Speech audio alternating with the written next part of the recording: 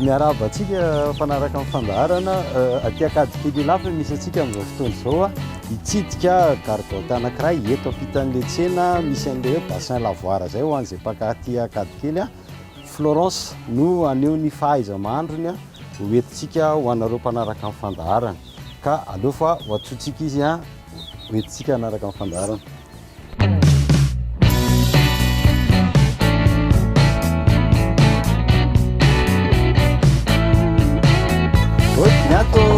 Anduso, manaona gi salama.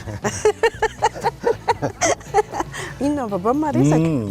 Tonga aty aminareo zao vaovao amin'le fotoana fanomezana. Dia hihinam-bary sa hihinana katsaka sa hihinana ino? Hihinam-bary sy fisaonjo. Ay. Mahafinaritra izany ka. Rehetra izahay aloha izany miaraka hipa-rehetra hanolotra an'le tablie ohatinareo. Saotra tompoko. Naovantsika lakozia rehefa avy eo. Sao dia andramana aloha jerena. Andramana aloha. Sao dia tery loatra na malalaka loatra dia tonga dia soloko raha ohatra ka tery. Raha ohatra ka tery. Zaka andramana aloha. Andramana aloha jerena fa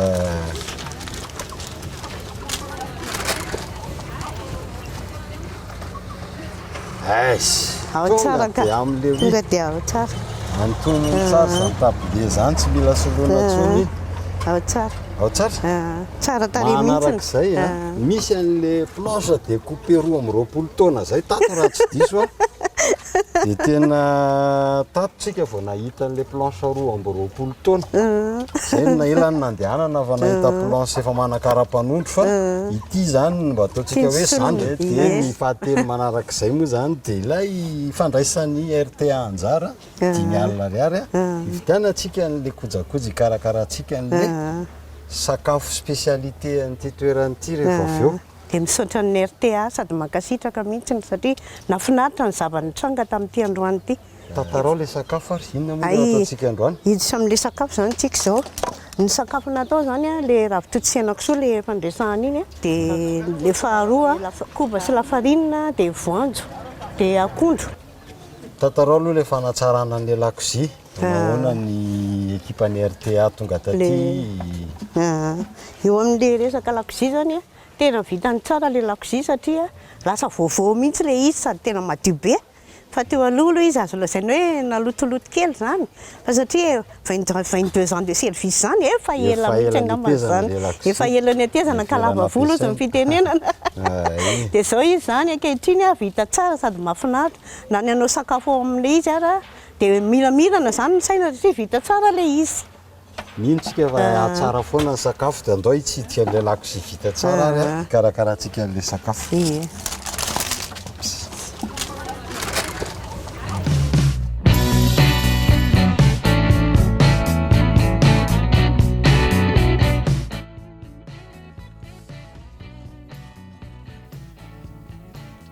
Loka tena ahafantarana antsika malagasy ny ravitoto sy henan-kisoa ary tena be mpankafy be mihitsy izy eto amin'ny tsena Madame Florence na mamandomboina ny ahafantarany maro azy. Ny koba ny tena hozaraina amintsika androany fikarakarana azy fa bonus kely aloha ity ravitoto sy henan-kisoa ity. Efa noketrehany sy efa nataony saosy ny henan-kisoa tsy atao ritra be fa somary misimisy rano ahafahana miketrika an'ilay ravitoto rehefa avy eo. Nafangarony tao anatin'ilay henan-kisoa ary ny ravitoto mbola manta dia nasiany sira kely ho fanomezana tsiro azy ary nanaraka azy teo nampiany siramamy ihany koa izay manatombo fatra kely amin'ilay sira. Ny antony siramamy mba tsy hangidy sy ho mora levon'ny vavony ilay ravitoto. Izay fotsiny dia miandry azy ho ritra sisa dia masaka ny ravitoto sy henan-kisoa.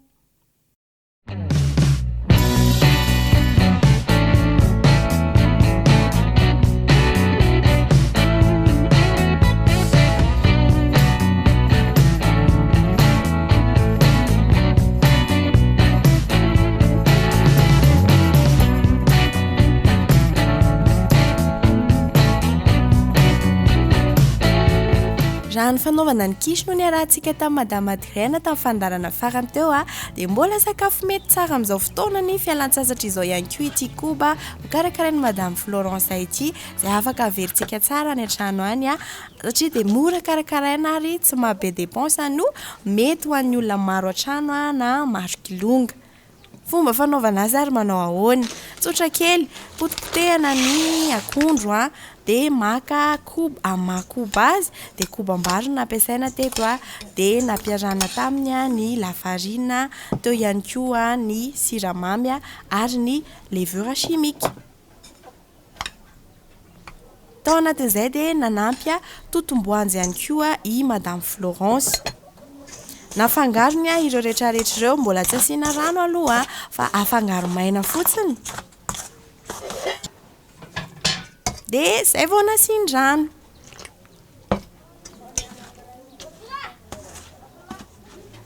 Dia tahaka ny fanaovana paty rehefa manao mofo rehetra ihany moa zany dia afangaro ary tapohana tsikelikely ny rano, tsy tonga dia atao be da be satria misy fatra manokana tadiavina ao anatin'izay, izany hoe tsy atao marihatra be dia tapohana tsikelikely ary karoana ihany koa.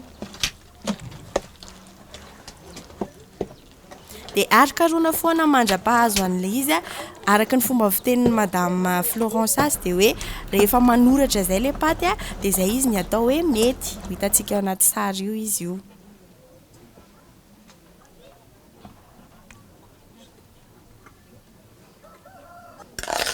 Dia farany sisa narotsaka ilay akondro ny potipotehana teo dia verenana afangaro tsara ifangaro izy rehetra.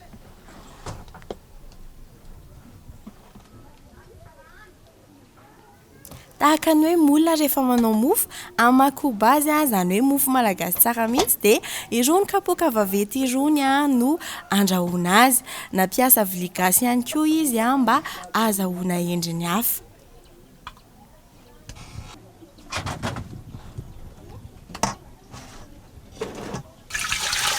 Asin-drano ny vilany dia apetraka eo ilay koba natao tao anaty kapoaka sy vilia gasy teo ary ataingina ambony afo dia atao masakefika mandritra ny adiny iray latsaka eo. Zay fotsiny dia efa mahavita koba isika.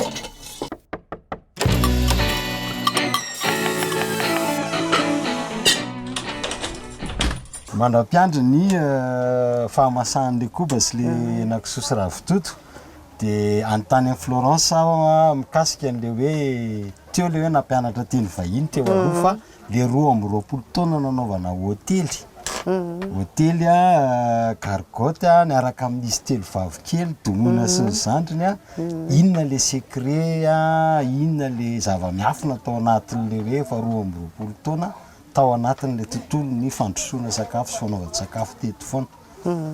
Le 20 taona nivarotana aloha izany nandalo sedra ihany aloha vao tonga tamin'ny zavatra tsara satria mbola kely moa ny ankizy tamin'izany dia sady indraindray sady mibaby manao raharaha ohatr'izany dia mahatao tsikelikely ihany fa ny tena mahafinaritra atao ampifaliana ilay izy dia mety tsara ihany. Izao moa zareo efa lehibe daholo dia efa samy mahaleo tena. Misy nandimby an'ilay asa fanaovan-tsakafo ve ny ankizy? Tsisy nandimby izy. Tsisy nandimby an'ilay asa fanaovana sakafo izany ry zareo fa ohatran'ny lasa ambony daholo satria ilay miasa birao ny tena tiany fa ilay manao sakafo tsy dia goany loatra. Dia inona avy izany ny asan'izy telo vavy amin'izao? Ny asan'ilay vavy matoa izao pharmacienne dia ilay vavy eo vao miasa amin'ny caisse d'épargne dia ilay vavy izao mbola hanao master amin'ity volana août. Izay mbola mahafinaritra izany fa dia tafita ny ankizy no ny asa fanaovan-tsakafo nataony eny fa dia marina ihany izy telo vavy aloha dia any amin'ny eny ihany no sakafo aloha rehefa avy miasa dia misakafo aty amin'ny eny izany. Dia ny vady koa moa nanampy tsara mihitsy izy. Izy zany tena nanao izay vitany koa, samy nanao izay vitany izany izay mivady. Izay natafitanany ankizy. Izay mifandeha. Makasitraka amin'izay resadresaka kely izay nataon'ny Florence izay zany izay samy mety afaka mandraitsika tsirairay avy amin'ny mety asoa zany amin'ny zavatra atao rehetra.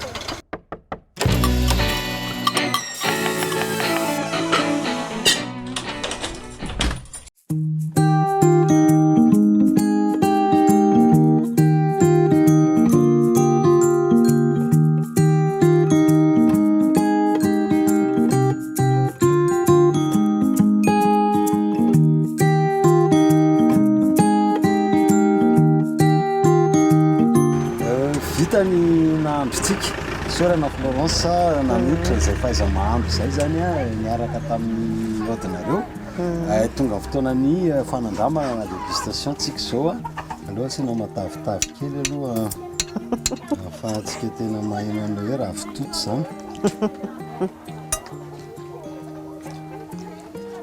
miavaka tokoa zany henan-kisoa raha fitoto zany satria raha teo ampikarakarana moa zany tsika dia hitako hoe betsaka ny siramamy noho ny sira zany hoe tsy maheno mangidy mihitsy ao anatin'ny raha fitoto izay zany le secret an'ilay izy le vary gasy aloha dia tena mety tsara mihitsy miaraka aminy ary mampiavaka azy le fandrahoana an'ilay vary gasy fa izy ity betsaka ny olona tsy dia mahay mahandro an'izy ity le koba visuellement nataontsika hoe jerena ivelany a tonga dia manome sosikevitra hoe tsara kokoa le kapoaka ngamba raha asiana le menaka ina kely mba tsy ho simba ohatr' izao izy rehefa voakanao anaty kapoaka satria somary miraikitra izy matoa simba ohatr' izao a raha izay faharoa anandrana an'le izy mihitsy a fa mbola zay resaka menaka zay ihany no tiako tenenina eny tsara le voanjo mamy dia mamy ny akondro a so ihany nasinao amin'le ronono teto fa maisatra be le izy rehefa telina sosikevitra anankiray misy an'le voanjo ao anatin'le izy a matera gramy voanjo zany efa matavy fa sosikevitra kely tokony ampiana menaka kely menaka na dobera ho atsika any an-trano zay tena tsara le zany hoe ampiana le matera grasy ao anatin'le izy a mba ho malefaka kokoa hialana amin'le voavimbinana ray sotro dia mitady rano zay ngamba sosikevitra anankiray a hoentsika hanatsarana ty patisserie vita malagasy ary tena malagasy a tsara mamy a fa izay zany no sosikevitra kely a avy ety amiko a mba amora kokoa ny telemana azy a matera grasy zany hoe na menaka io na dobera io na tamenaka toto io na ino io a miampy kely an'le izy dia hitako hoe fluide tsara rehefa telona fa ny tsirony aloha dia tena ara-dalàna tsara koba gasy ny ao anatiny a zay ny avy ety amiko dia omeko ny mamandomoina ny fitenenana raha ohatra ka misy zavatra tianao ampitaina mpanaraka ny fandaharana nafinaritra amin'ny fiarahana teto tsika zany nanomboka matondrotondro mandra-pahatonga ny amin'ny firy zao a nanao zavatra teto foana dia nafinaritra amin'ny fiarahana misaotra indrindra ny RTA tompoko nanatanteraka n'le zavatra rehetra mifarany eto ny fandaharana va dia mametraka ny mandram-peona indray a amintsika mpanaraka ny fandaharana izay moa dia mbola iroso ny fiaraha-misakafo a eto zany a fa dia mametraka ny mandram-peona veloma tompoko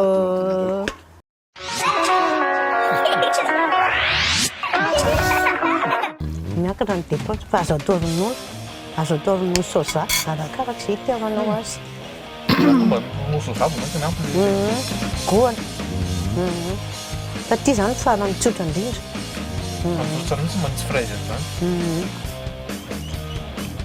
chocolat